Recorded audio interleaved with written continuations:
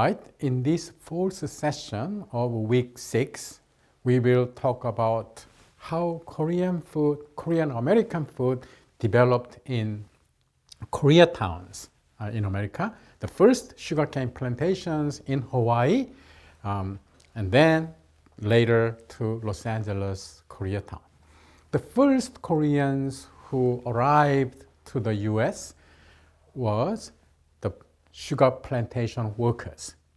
And between only 3 years, 1903 to 1905, over 7,000 Korean workers came to Hawaii to work in sugarcane plantations. And later, through so-called the picture bride, during colonial period, about 2,000 more women were added to this community.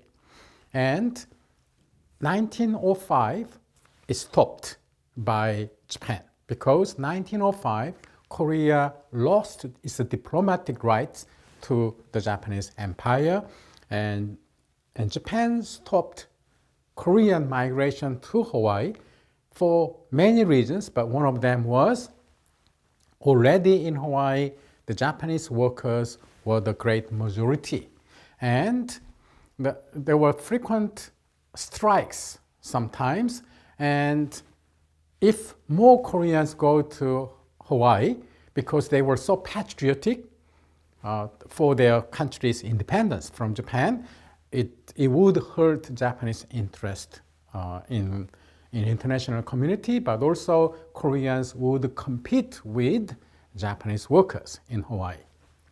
That's why they stopped Hawaiian migration of Koreans. Began in 1903, but it abruptly stopped in 1905. Koreans, that's why the number of Korean workers in Hawaii was much smaller than Chinese or Japanese or Filipinos. And Koreans, they formed a very tight ethnic community with a very strong ethnic identity in which food was an important part. And however, Korean food left legacies on Asian community culinary culture in Hawaii in the early 20th century. The first one was so-called wonbok kimchi, and the second one is galbi. These two food, Korean food, became an essential part of Asian food or in general Hawaiian food today. So wherever in Hawaii you go, in a supermarket, you will find this so-called wonbok kimchi in different bottles and different regions, but these are all made by one company, Ham's company. That's the family name of the family. The family name of the family, Ham family, who started to produce kimchi in industrial manner in Hawaii. And here the wonbok means the name of the Chinese cabbage, which reached Korea in the end of 19th century.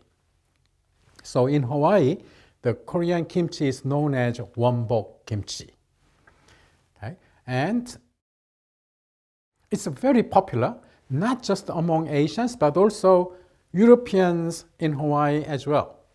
As a matter of fact, I saw one professor at the University of Hawaii.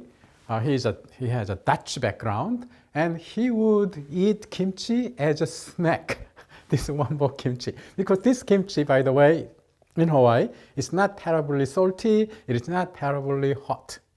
It's relatively mild, and that's why people can eat this as a snack, without rice, by the way.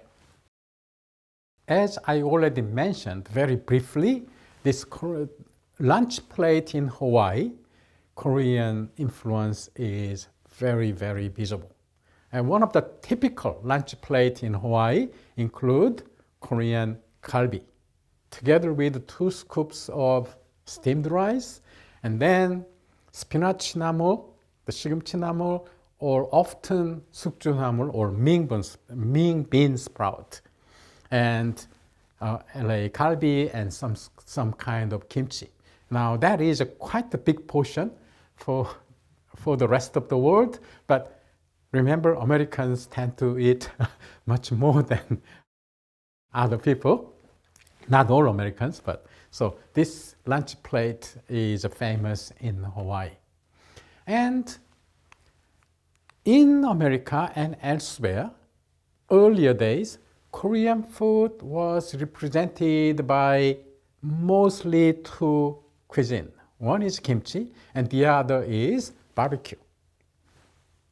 In Hawaii, the Korean barbecue is often called in Japanese word yakiniku because in Hawaii, the Japanese people are the majority, used to be majority. About 30% of Hawaiian population today have Japanese ancestry. So using Japanese terms in daily life is quite common. So as a matter of fact, one of the most Korean, the oldest and famous Korean restaurant in Honolulu is Yakiniku Camellia. And now that you see that restaurant on the far left, and it says in Korean, Dongbek Buffet. And Dongbek is, of course, a camellia. So inside of the restaurant, you will see the huge amount of meat. And you will take as much as you want, going back to your table where they have a grill and you can eat as much as you can. And another newer company, the Korean company in Hawaii, that's a Yummy Korean Barbecue, and they have branches everywhere, even in mainland America today. So this barbecued galbi or bulgogi, they are typically people known about Korean food in old days. In our next session, we will talk about how this Korean food eventually spread out of Koreatown, especially in Los Angeles, and it was becoming relatively more mainstream food in American culinary culture.